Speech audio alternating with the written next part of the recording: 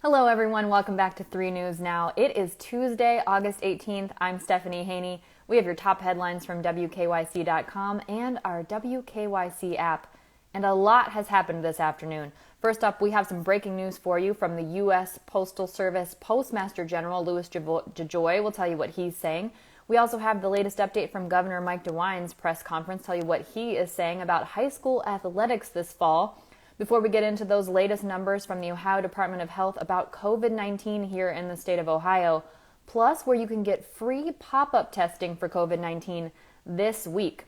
Today is also the 100th anniversary of the 19th Amendment being ratified here in the U.S. 100 years ago, and like most things in history, it's a bit messy, so we'll be bringing in Romney Smith to break down the history of that and where we stand now in terms of representation and equality and the right to vote here in the U.S.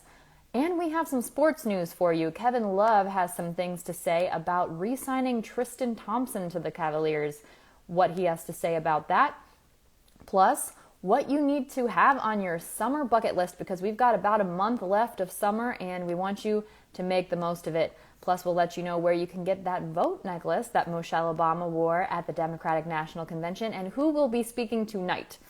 Whew, lots of things to get through. Okay, let's get right into it. The Postmaster General Louis DeJoy sent out a press release this afternoon saying that to avoid any appearance of any impact on election mail, he is suspending initiatives that many people have seen as problematic related to the processing of the mail that have been having delays for the U.S. Postal Service. So DeJoy says that retail hours at post offices will not change. Mail processing equipment and blue collection boxes will remain where they are. This is something that has gotten a lot of news lately. There have been processing machines that have been moved out of certain locations. We've seen photos of boxes being picked up. He says that will be suspended at this time. No mail processing facilities will be closed, and they are reasserting that overtime has and will continue to be approved as needed. DeJoy also says that in addition, effective October 1st, there will be standby resources in all areas of operations to handle transportation or any unforeseen demand related to voting by mail. Now, this comes after Democratic leadership have called for there to be a suspension of these changes that have been put in place by DeJoy. Speaker of the House, Nancy Pelosi, had called the House back from summer recess in order to vote on something that would have done just this. It was called the Delivering for America Act. And so now DeJoy has put that suspension in place on his own. That's the latest information we have on that. Pelosi has not commented publicly on this announcement from the Postmaster General. Now to Governor Mike DeWine's press conference. He has said this afternoon that all sports, both contact and non-contact, can go forward this fall. DeWine said, "We know that sports, particularly contact sports, contribute to the risk of spreading COVID-19. On the other hand, we know that sports matter and make a difference. It provides discipline, order, and structure to the lives of student athletes." So DeWine weighing that out here and saying that yes, sports can go forward for high school athletes in the fall. Now, there will be guidelines put in place, and these will come in consultation with parents, schools, and the Ohio High School Athletics Association. DeWine also said that the state will put certain restrictions in place, like limiting the number of spectators permitted to attend games. Today, DeWine said that no spectators other than family members or people close to the individuals, close to those student athletes, will be permitted in the stands. DeWine said, "We want the athletes to compete.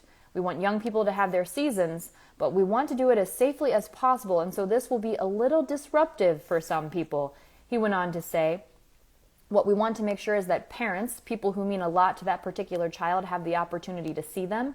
And then for the rest of us, we'll have to hear about the game or we can pick it up on the internet on something like YouTube." Now, keep in mind, a yes on these issues is not necessarily the final word because a school could choose to be more restrictive.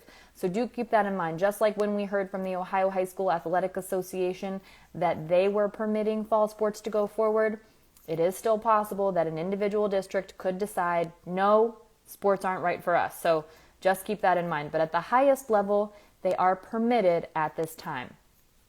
Now let's take a look at those COVID-19 numbers that have just come in from the Ohio Department of Health. New daily reported deaths are way up in the last 24 hours. New hospitalizations and new ICU admissions are also up.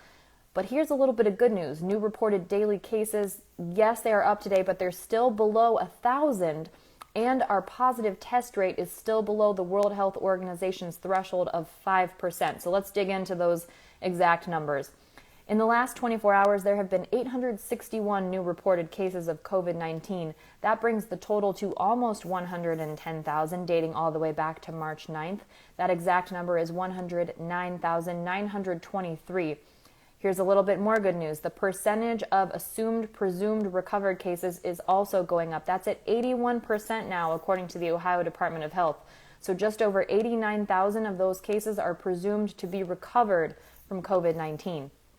And our latest daily testing positivity rate, meaning for all the COVID-19 tests that are being done, 3.8% are coming back positive. That's up a 0.1 percentage point from yesterday, but it's still below that World Health Organization recommended threshold of 5%, and so is our 7-day rolling average. That now stands at 4.5%. However, in the last 24 hours, there have been 39 new reported deaths, which is up there among the higher totals of what we've seen for new daily reported deaths. That brings that total number to 3,871 people who have died related to COVID-19. In the last 24 hours, this is where we get into the more real-time data that doesn't have so much as a lag. There have been 117 new hospitalizations reported, and currently there are 934 people who are actively hospitalized at this time related to COVID-19. Of those 934 people, 314 of them are in the ICU.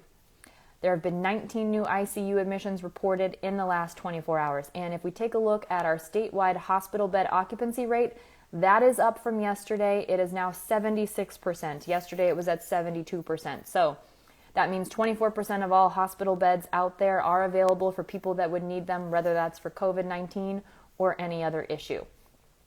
Now let's take a look at those national and global numbers related to COVID-19. These numbers come from Johns Hopkins University. U.S. total known cases of COVID-19 is now at 5,457,877, and the total deaths in the U.S. is now at 171,013. When we compare that to what's happening at the global landscape, remember the U.S. has about 4.25% of the global population, but we have about 25% of the known cases and about 22% of the known deaths. Globally, there are now almost 22 million known cases of COVID-19. That exact number is 21,956,417. And the total number of deaths at the global level, according to Johns Hopkins University, is now 775,706. Now, when we're talking about COVID-19, many people have talked about whether or not they're able to get a test. There are now 2 free pop-up COVID-19 testing locations happening in Northeast Ohio this week. That will be in Avon Lake, and that's happening on Wednesday and Thursday. It's at the same place, but both Wednesday and Thursday. This will happen at the Ellen Travanovich Aquatic Center. That's on Electric Boulevard in Avon Lake. So on Wednesday, that's tomorrow, that will run from 9 a.m. to 1 p.m. On Thursday, that will run from 2 p.m. to 6 p.m. The officials are saying that no appointments are necessary, and this will again be free of charge. But remember, at these locations, when we've had these pop-up testing facilities, they do fill up quickly. So it is recommended that you go early if you would like to take advantage of the free COVID-19 testing on Wednesday and Thursday at the Ellen Travanovich Aquatic Center. Now, in just a moment, we'll be bringing in 3 News' Romney Smith to talk about the 100th anniversary of the 19th Amendment being ratified by the U.S., breaking down a complicated history related to the 19th Amendment. Yes, women do have the right to vote, but it was a long, complicated road to get there, and it's still a bit complicated, especially when we take a look at some of the people who are celebrated in terms of getting to the 19th Amendment being ratified and women having the right to vote. We'll now bring in Romney Smith.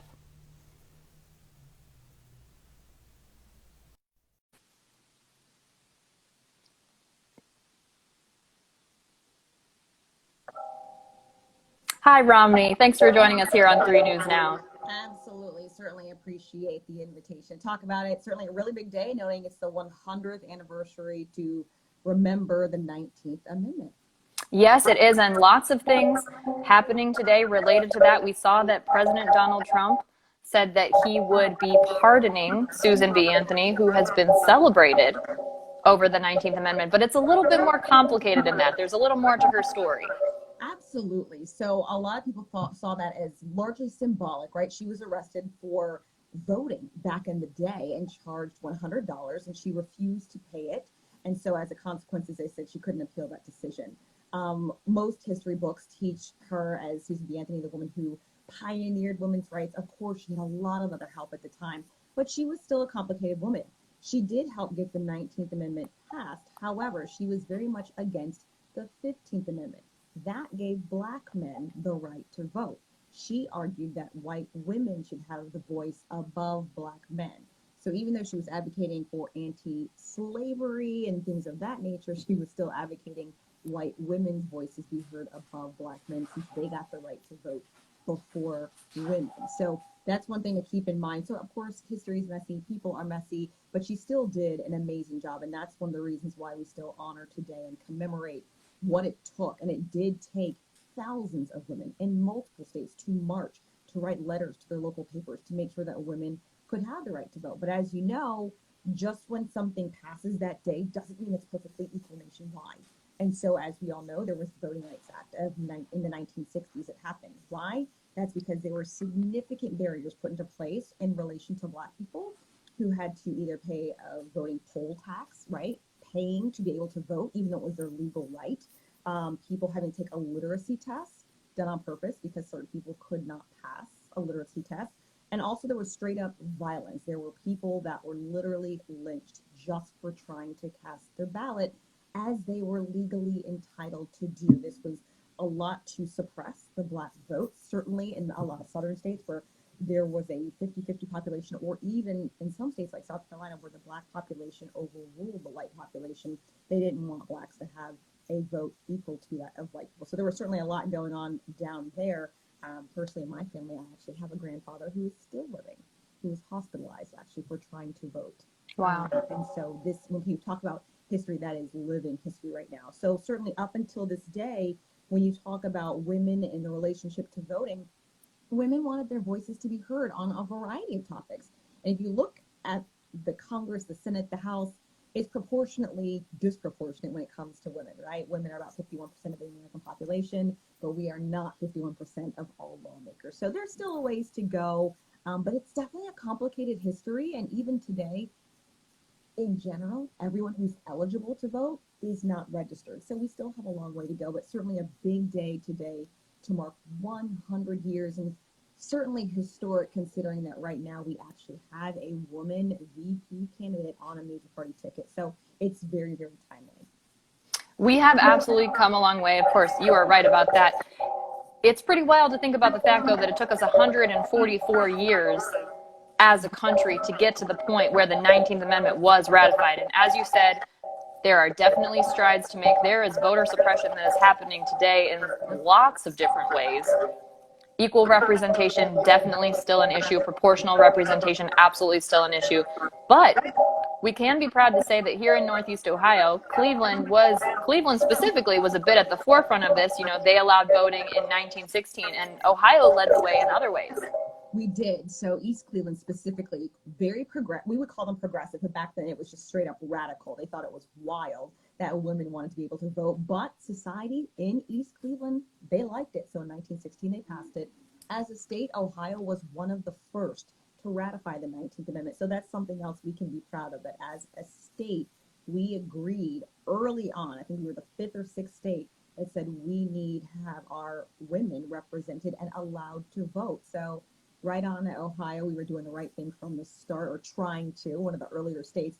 And specifically when we talk about states, the reason we celebrate today is because of Tennessee. Tennessee was the 36th state to ratify it, which is when it became law. But we were one of the first in Ohio. Leading the way, and we love to see that for sure here in Ohio. Romney, thank you for sharing all of that information, and we can't wait to hear more from you. Of course, you'll have more for us in the newscast today.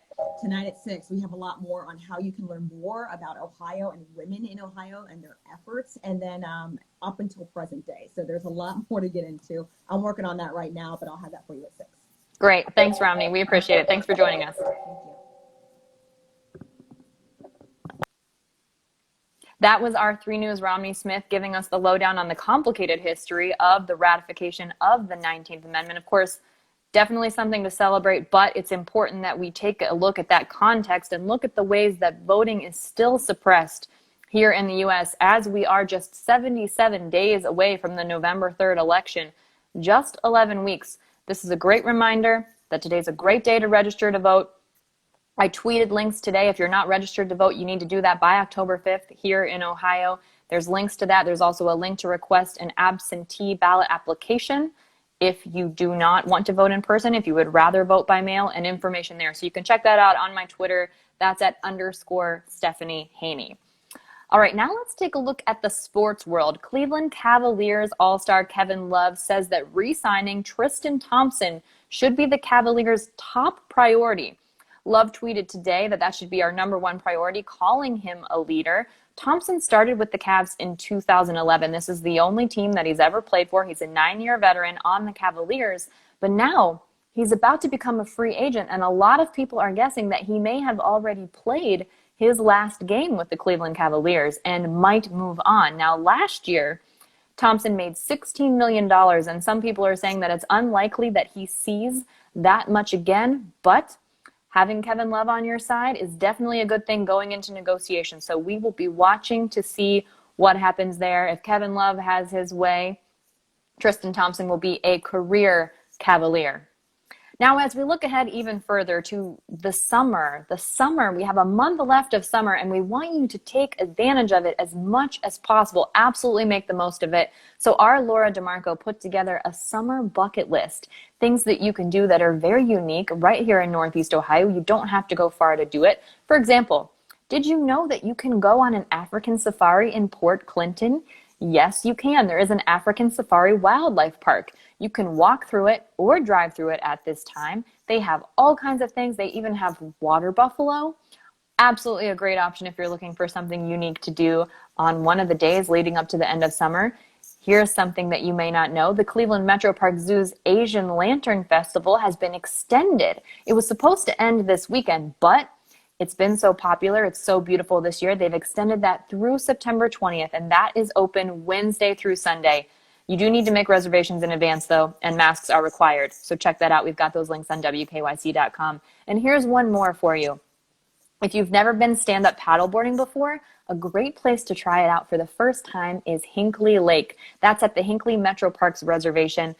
The lake is like glass. It's so calm. It's so peaceful, so self-contained. It's a small space, not a ton of people there. You can rent a stand-up paddleboard. If you don't have one, it's $20 an hour, but you do need to book that online in advance. I can personally tell you that I went stand-up paddleboarding for the first time in a long time at Hinckley Lake just a few weeks ago. It was a great experience. I did lose it and fall into the lake once, but honestly, it was a really hot day, and I didn't mind. So I would highly recommend it. Here's another thing that people have been talking about. That vote necklace that former First Lady Michelle Obama wore at the Democratic National Convention yesterday got a lot of people talking. It was a simple gold necklace with the word vote spelled out with the V-O-T-E sort of separated by some space between those letters. It was made by Shari, and the designer's name is Shari Cuthbert. So the line is called By Shari. The designer's name is Shari Cuthbert, and she says that she designs jewelry to help women tell a story. Now, if you want that specific necklace that was custom made for Michelle Obama, it starts at $295. It's available in yellow gold, rose gold, and white gold, and we do have that link up on WKYC.com if you're interested in checking that out. It gets a little bit more expensive as you start to vary the chain length and the size of the letters and those kinds of things. Speaking of the Democratic National Convention, let's let you know who will be speaking tonight. Tonight, you can expect to hear from former acting U.S. Attorney General Sally Yates, Senate Minority Leader Chuck Schumer, former Secretary of State John Kerry, Representative Alexandria Ocasio-Cortez, Representative Lisa Blunt Rochester, former President Bill Clinton, and former Second Lady Dr. Jill Biden, who is married to the presumptive Democratic nominee Joe Biden. She'll be speaking today. We've got that rundown for you if you want to check out the speakers for the rest of the nights. That'll be live streaming tonight from 9 to 11. We will have that on WKYC.com. We'll also have a special broadcast on Channel 3 from 10 to 11 p.m. And then, of course, in the 11 p.m. broadcast, we'll have the headlines and the top moments from tonight's DNC. That's it for your 3 News Now afternoon update. I will see you next on What's New at 5 p.m. while I'll bring you your trending stories. Also, reaction to Governor Mike DeWine's statements today about fall sports. And then I'll see you tomorrow here on 3 News Now. Everyone enjoy the rest of your evening. I'm Stephanie Haney.